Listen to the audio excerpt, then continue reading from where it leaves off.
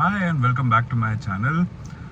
In my channel I talk about EVs and particularly about my Punch EV. So today I'm going for a long drive to Horanadu Annapurneshwari temple from Karkala. It is about 70-75 kilometers from here, but the interesting part is the elevation. So we will go from around 100 meter above sea level to 900 to 1000 meters above sea level. So it's going to be a fun ride. Join along with me. I have reset the trip meter. We are at 100% SOC and it's showing 434 kilometers, which is insane. The journey is going to take 2 hours 17 minutes and it is 72 kilometers, most of which is Ghats.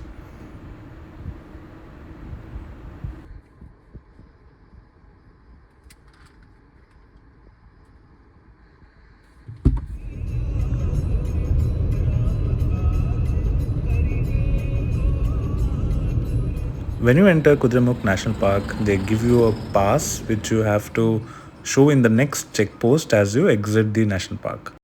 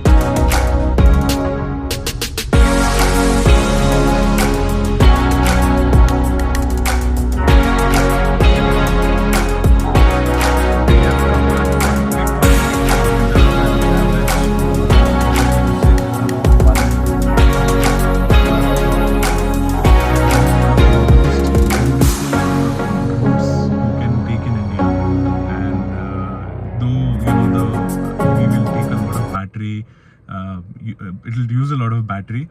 It's still one of the best rides you can go, and I'm actually very happy with the performance. I've not felt that the car couldn't deliver, didn't have the energy. I didn't feel that at all throughout the climb. At one point the average usage was around 280. So you can imagine the level of incline that is. But the good thing is when we go down, we will also recoup some of that energy. And I'm not going to be charging the vehicle throughout this journey. I will go home and charge again.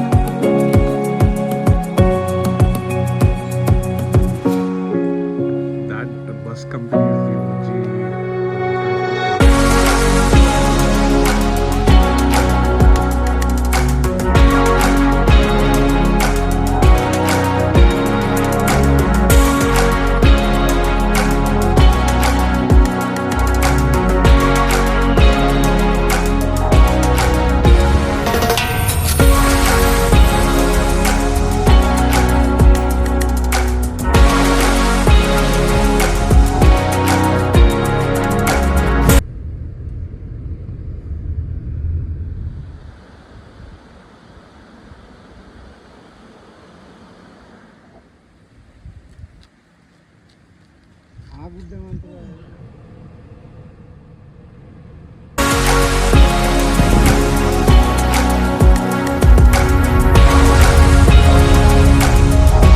it's time for some cons. The road is very bad. There was a point called escape border. So until then the road was amazing. But as you get into Kudremukh National Park, from escape border to Tata, the road is very bad. And the terrain is very bad. And it looks like one layer which was laid on top kept beautiful views pretty much incomplete. This is escape border where roads to Sringeri and Kadasa diverge. And from here on, it's a beautiful journey. So I've put my trip on Plugshare, and it has plotted the elevation chart, right? So as you can see, we started at 100 meters above sea level, and it peaks around 1000 meters above sea level. I think this is probably somewhere near Kudremukha National Park, and then there is some decline. Then we again climb up near Kalasa, right before Kalasa, and then again we come down because this is a valley. And then point number 2, this is the temple where I was going. This is Hornadu, and then the return journey again. So while going from 100 meters till 1000 meters, the average battery consumption was around 280 watt hour per kilometer, which is pretty high, insanely high. But on the return trip from here, like from this point onwards till it reached 100 meter above sea level, one is we gained around 5 to 6% battery, which translates to roughly 15-16 kilometers range. But also the average consumption went back to 118 watt hour per kilometer, which is what I would have used if I was going on any road, like my daily travel. In my everyday route, my average consumption is around 100 to 120, depends on the way I drive. I mostly drive in city mode and not in economy mode. So it roughly translates to around 280 to 90 kilometer of range in a full battery. If I do that with economy mode, I feel like I can stretch it to 330, 340 kilometers. Tata claims 361 kilometers or 365 kilometers of range in the new Punch, like 2025 Punch EV long range edition, just for you to compare. On the way back, the regeneration was really amazing. I gained, I think, 5 to 6% in battery, which was around, because of a lot of uphill, it translated to roughly 12 to 15 kilometers in range. And also we covered 16 kilometers of Ghats section. So overall, at the end of the trip, the energy consumption was 118 watt hour per kilometer, and uh, the final SOC, the state of charge, when I reached home was around 44-45%. So overall, it was a great trip. I think I was able to push the car to its limits in ghat or hilly type sections, and I'm pretty satisfied. Like I said in the previous video when I did the battery drain test as well, I was pretty satisfied with the car. I'm still pretty satisfied with the car. We had no issues. It drives smooth.